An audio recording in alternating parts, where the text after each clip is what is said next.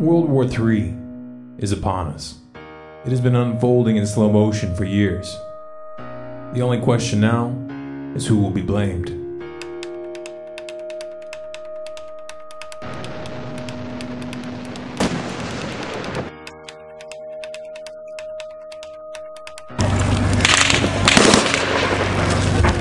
Humans tend to view each stage of history in isolation. As a result, they rarely see the chain reactions that build over decades, until a flashpoint catches their attention. September 11th, 2001 was one such flashpoint. You could make the case that this is where it all began, and there's some truth in that, but it's also an oversimplification. I mean, let's remember here, the people we are fighting today, we funded 20 years ago. U.S. National Security Advisor Brzezinski flew to Pakistan to set about rallying resistance. He wanted to arm the Mujahideen without revealing America's role. On the Afghan border near the Khyber Pass, he urged the soldiers of God to redouble their efforts. We know of their deep belief in God, and we are confident that their struggle will succeed. That land over there is yours. You'll go back to it one day, because your fight will prevail, and you'll have your homes, your mosques back again, because your cause is right, and God is on your side. Of course, we all know the Dancing with the Stars version of the story. The US backed the Mujahideen in response to the Soviet invasion in December 1979. You might want to run that version by Robert Gates, director of the CIA under Ronald Reagan and George Bush Sr., Secretary of Defense under George W. Bush and Barack Obama, long-standing member of the CFR. Because in his memoir entitled From the Shadows, he revealed that the US actually began the covert operation 6 months prior with the express intent of drawing in the Soviets. Oops. And guess what? They still haven't learned their lesson.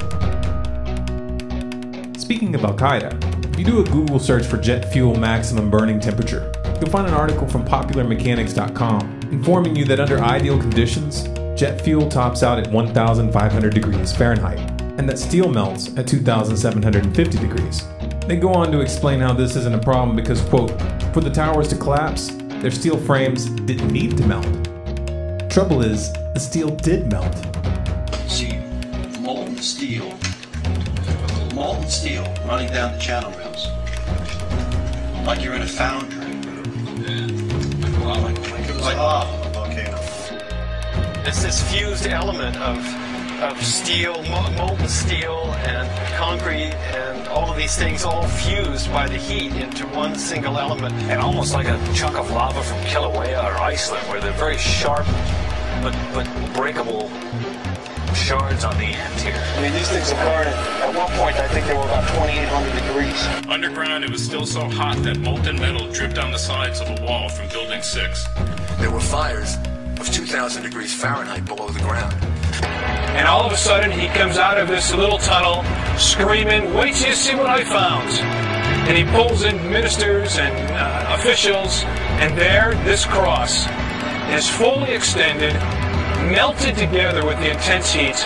The two beams were never initially part of the same structure. Heat literally melted them together. And the piece of metal that's draped over was molten metal that had literally fallen over one of the arms. Of course, little details like the laws of physics never got in the way of a good story. Oh, by the way, did you ever find anyone who could credibly explain how a third building, World Trade Center Building 7, fell straight down at 5:21 p.m. that day, though it was not hit by a plane? And did they ever explain how the BBC reported this event 26 minutes before it actually happened? Now, more on the latest building collapse in New York. You might have heard a few moments ago I was talking about the Salomon Brothers building collapsing, and indeed it has. Apparently that's only a few hundred yards away from where the World Trade Center towers were, and it seems that this was not a result of a new attack. It was because the building had been weakened during this morning's attacks. We'll probably find out more now about that from our correspondent Jane Stanley. Jane, what more can you tell us about the Salomon Brothers building and its collapse? Well, only really what you already know. Details are very, very sketchy. There's almost a sense downtown in New York, behind me, down by the World Trade Centers, of just an area completely closed off as the rescue workers try to do their job. But this isn't the first building that has suffered as a result. We know that part of the Marriott Hotel next to the World Trade Center also collapsed as a result of this huge amount of falling debris from 110 floors of the two twin towers of the World Trade Center. As you can see behind me, the Trade Center appears to be still burning. We see these huge clouds of smoke and ash, and we know that behind that there's an empty piece of what was a very familiar New York skyline, a symbol of the financial prosperity of this city. Oh, I know what you're thinking. Maybe it was green screen and shoddy editing, and we can't confirm the actual time from that clip. Or can we? Turns out there was a second clip that did show the time, 21:54. Intense and long term. So Lieber, again, as you're talking, news is continuing to come in, as you can imagine. We're now being told that yet another enormous building in New York has collapsed. It is the 47-story Salomon Brothers building, which was situated very close to the World Trade Center, right there in this financial capital. 21:54. That's 9:54 in England, 4:54 Eastern. 26 minutes before the building actually fell. But I digress. The invasions of Iraq and Afghanistan were not motivated by the fall of the Twin Towers, nor was the evisceration of your rights and privacy that followed. To say that 9/11 was a pretext would be putting it lightly. About 10 days after 9/11, I went through the Pentagon and I saw Secretary Rumsfeld and Deputy Secretary Wolfowitz. I went downstairs just to say hello to some of the people on the Joint Staff who used to work for me, and one of the generals called me and he said, "Sir, you gotta come in and talk to me a second." I said, "Well, you're too busy." He said, No. He says, "We've made the decision. We're going to war with Iraq." This was on or about the 20th of September. I said, "We're going to war with Iraq. Why?" He said, "I don't know." He said, "I guess they don't know what else to do." So I said, "Well, did they find some information connecting Saddam to Al-Qaeda?" He said, No. He says, "There's nothing new that way. They've just made the decision to go to war with Iraq." He said, "I guess it's like we don't know what to do about terrorists, but we got a good military and we can take down governments." And he said, "I guess if the only tool you have is a hammer, every problem has to look like a nail." So I came back to see him a few weeks later, and by that time we were bombing in Afghanistan. I said, "Are we still going to war with Iraq?" And he said, "Oh, it's worse than that."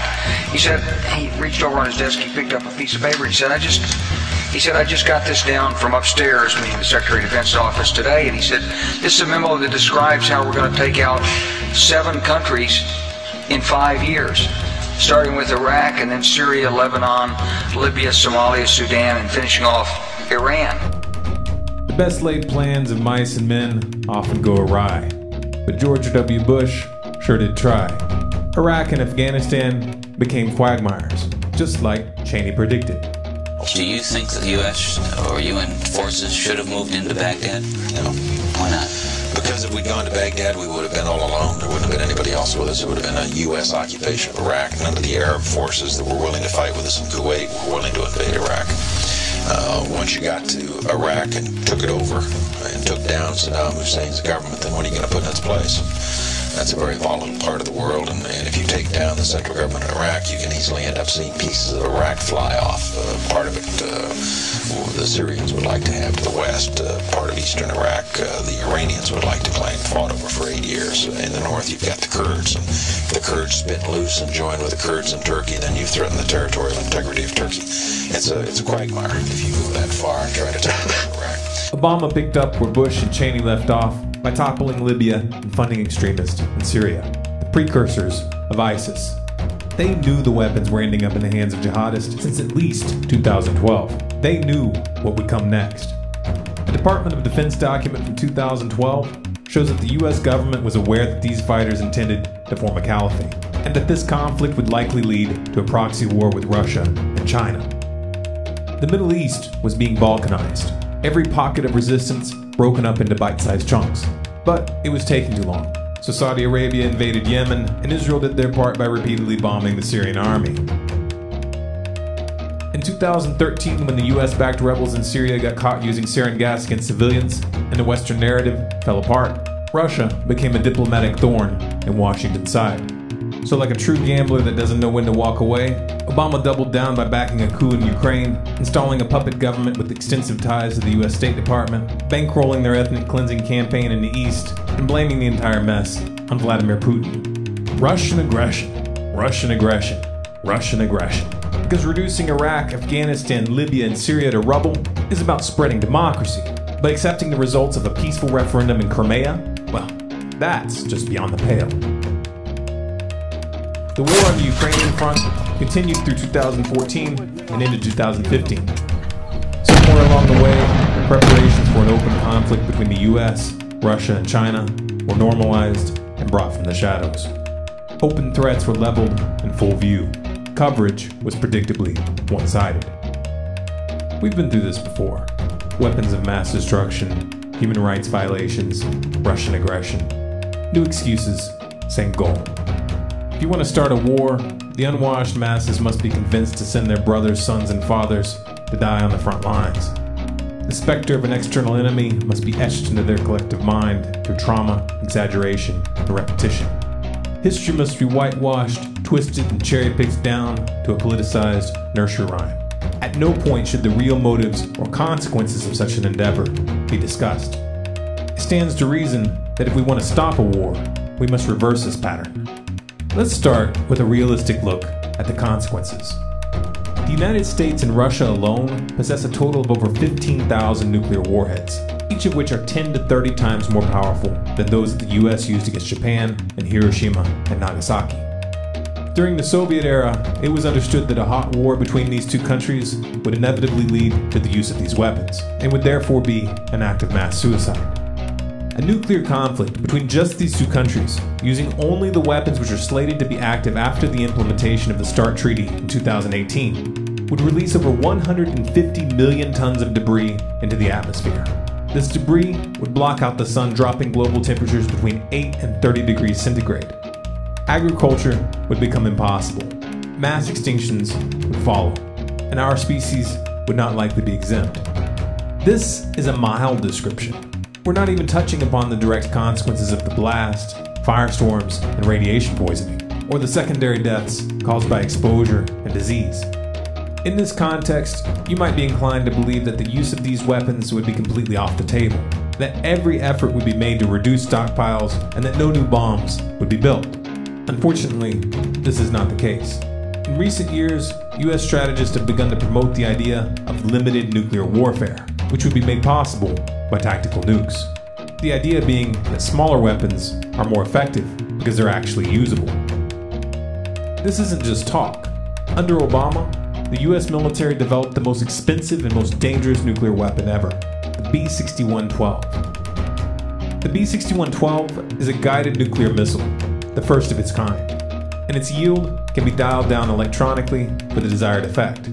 This capability has been promoted by the CFR as a means of preemptively destroying China's hardened missile silos. Apparently, the Obama administration took these recommendations to heart, because Section 1063 of the NDAA of 2013 directed the U.S. Strategic Command to prepare a report assessing the capability of the U.S. military to destroy a network of tunnels in China and, quote, the known hardened and deeply buried sites of foreign nations, with conventional and/or nuclear forces. While Russia wasn't mentioned directly here, it should be clear that they're on that list. Those promoting this new stance claim that this is merely a new form of deterrence.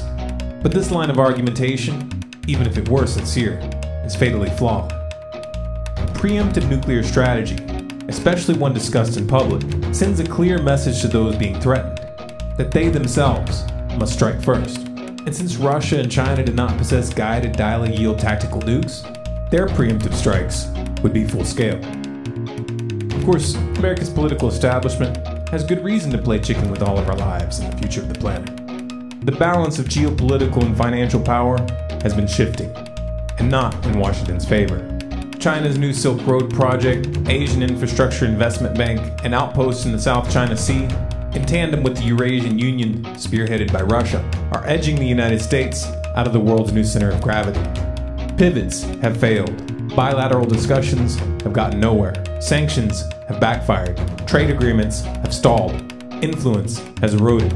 Washington is running out of options and time.